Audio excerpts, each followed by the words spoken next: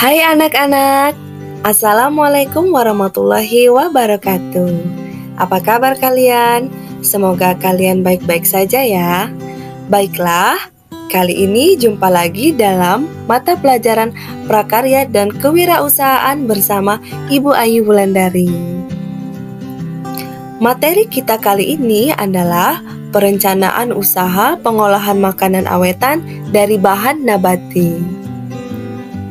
Untuk kompetensi dasarnya, memahami perencanaan dan menganalisis sistem produksi usaha pengolahan makanan awetan dari bahan nabati. Kemudian, untuk tujuan pembelajaran, memahami perencanaan dan menganalisis sistem produksi usaha pengolahan makanan awetan dari bahan nabati. Lanjut.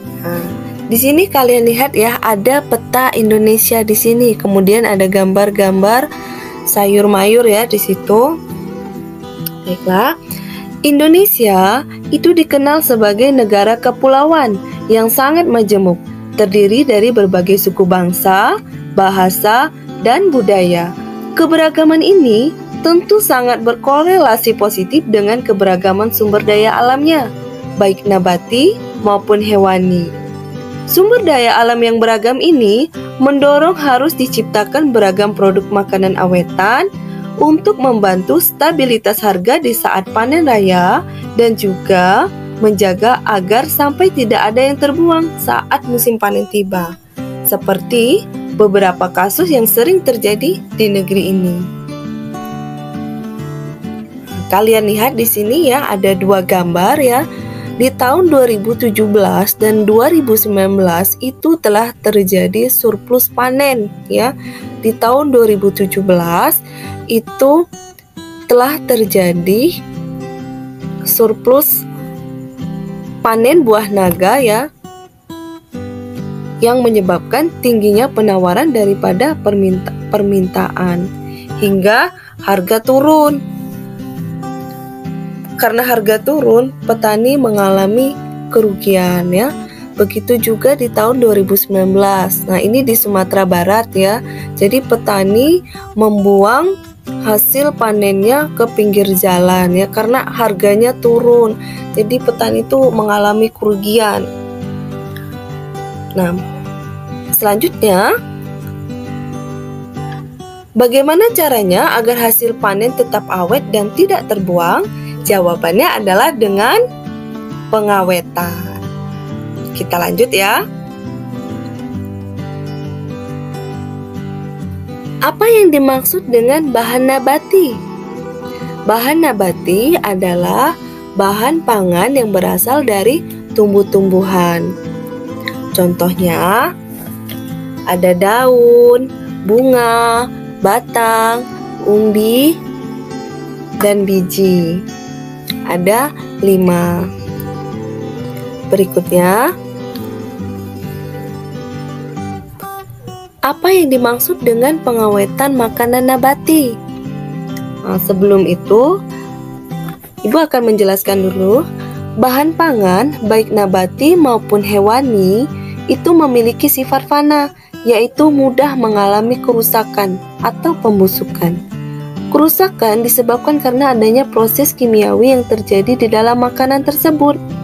Selain itu, kerusakan juga dapat dipicu oleh berbagai faktor, antara lain pertumbuhan mikroba, adanya aktivitas enzim, reaksi kimia antar komponen bahan pangan, lalu kesalahan penanganan selama proses dan penyimpanan, maupun kontaminasi serangga dan parasit. Oleh sebab itu, dilakukan proses pengawetan untuk menghindari kerusakan dan memperpanjang umur simpan bahan pangan. Jadi, kesimpulannya, pengawetan makanan adalah cara yang digunakan untuk membuat bahan pangan memiliki daya simpan yang lama dan mempertahankan sifat-sifat fisik dan kimia bahan pangan tersebut. Bagaimana? Paham? Kita lanjut ya. Berikut adalah contoh makanan awetan nabati, dimulai dari manisan buah, tempe, asinan, frozen food, selai, tapai, dan rempah-rempah. Kita lanjut ya. Teknik pengolahan makanan awetan nabati. Yang pertama yaitu pengeringan. Pengeringan adalah proses pengawetan dengan mengurangi kadar air pada bahan makanan. Contohnya sayur kering dan sale. Sayur kering itu bisa menggunakan mesin vakum khusus untuk sayur ya, makanan. Kemudian sale itu bisa menggunakan panas matahari. Ini sale yang dimaksud di sini sale pisang ya. Terus yang kedua yaitu dengan penambahan bahan kimia.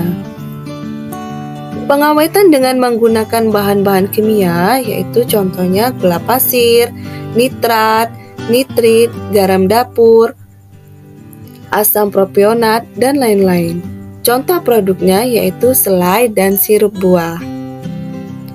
Berikutnya yaitu fermentasi. Fermentasi adalah proses produksi energi dalam sel pada keadaan anaerob atau tanpa oksigen. Fermentasi menyebabkan perubahan sifat bahan makanan seperti timbulnya rasa dan bau alkohol. Contoh makanannya tapai, nata de coco, tempe, roti, dan tauco.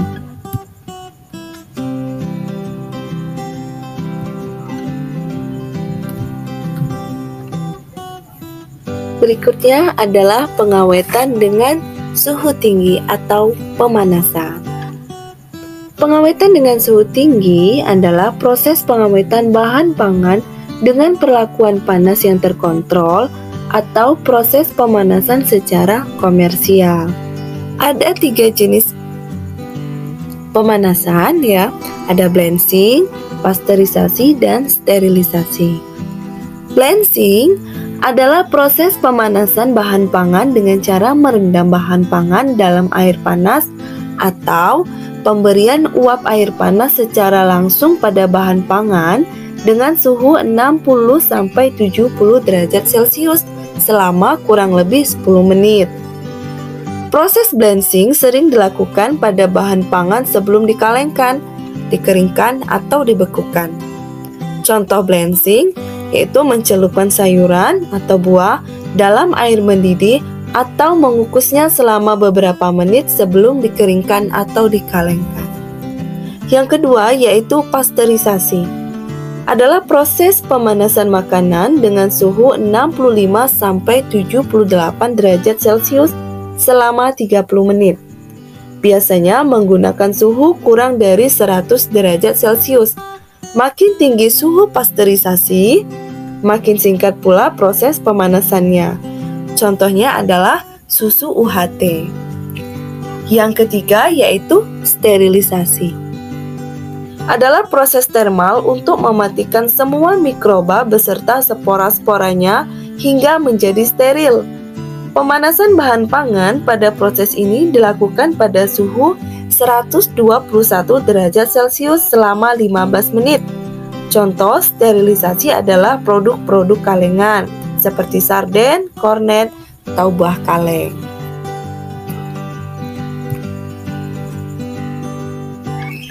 Selanjutnya yaitu pengawetan suhu rendah.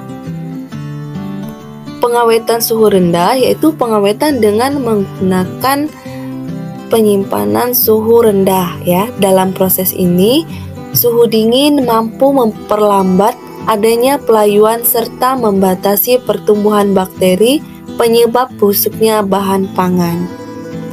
Pengawetan suhu rendah itu terbagi menjadi 2, yaitu pendinginan dan pembekuan. Pendinginan itu disebut juga dengan cooling ya. Suhunya -2 sampai kurang lebih 12 derajat Celcius.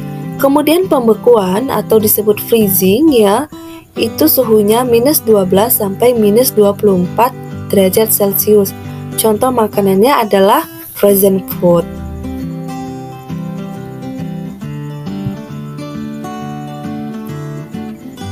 kita lanjut ke langkah-langkah perencanaan usaha makanan awetan nabati. Yang pertama yaitu mencari ide. Kita cari ide dulu nih. Apa yang mau kita buat? Buah apa yang mau kita gunakan? Apakah itu nanas, ubi, mangga, atau lain-lain. Kemudian kita melakukan percobaan dari buah-buahan tersebut. Selanjutnya melakukan perencanaan produksi ya. Jadi setelah melakukan percobaan tadi kita melakukan perencanaan produksi. Kita siapkan nih apa-apa saja bahannya, peralatannya. Kemudian kita melakukan teknik pengolahan ya. Kita tentukan teknik pengolahan apa yang mau kita pakai. Lalu terakhir yaitu pembuatan produk. Selanjutnya ya ada tugas ya. Buatlah kelompok kecil 3-5 orang. Diskusikan dengan kelompokmu makanan awetan nabati yang ada di sekitar daerah kamu tinggal. Adakah modifikasi yang harus dilakukan untuk makanan tersebut? Hasilnya ya nanti tempelkan gambar ya, foto dari hasil pengamatan ya dan didiskusi kalian ya. Lalu presentasikan di depan teman sekelas. Paham sampai di sini anak-anak? Baiklah, kita sudah selesai materinya. Terima kasih sudah mendengarkan. Ibu akhiri, wassalamualaikum warahmatullahi wabarakatuh. Sampai jumpa di materi selanjutnya.